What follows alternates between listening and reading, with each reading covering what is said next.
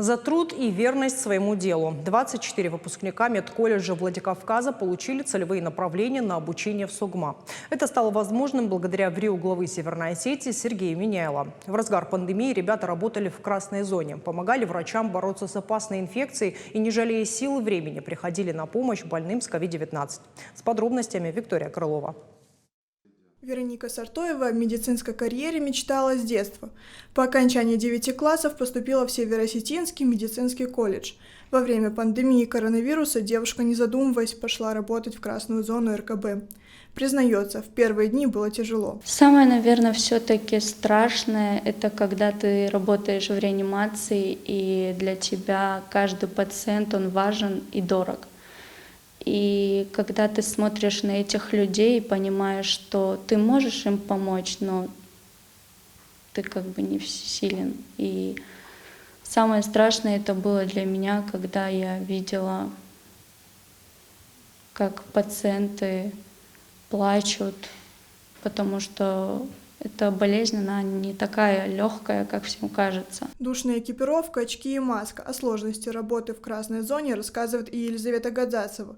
В разгар пандемии коронавируса девушка работала в Ардонской центральной республиканской больнице. Было очень трудно, потому что еще было 34 градуса. Было очень жарко, костюмы насквозь были мокрые, у нас там в ботинках вода была. Но было очень сложно. И было страшно от неведения, потому что никто не знал, что нас там ждет. Студентка закончила медсестринский факультет. Она уже с первого курса знала, что обязательно продолжит обучение в медакадемии. Какую именно специальность выбрать, кардиолог или онколог, девушка пока думает. Уверена, что видит себя только в медицинской сфере и, если придется, не раздумывая, вновь пойдет в красную зону. Я уже более-менее знаю, что меня ждет. Я понимаю уже, как с этим работать, что это такое. И я думаю, что ребята, которые бы пришли первый раз, я бы смогла их чему-то научить, поскольку я уже буду опытной в этом плане, уже не так страшно. Пошла бы, чтобы также оказывать помощь. Выпускники медколледжа уже сдали ЕГЭ и готовятся к вступительным испытаниям. В приоритете стоит учеба.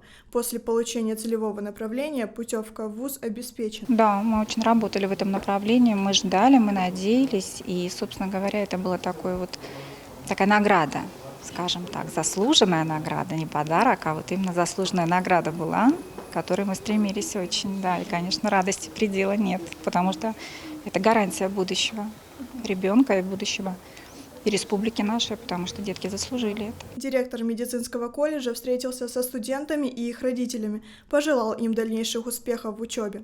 Студенты благодарны Сергею Миняйло за возможность обучения в Северо-Осетинской медакадемии. Спасибо! Виктория Крылова, Игорь Войцеховский. Новости Осетии.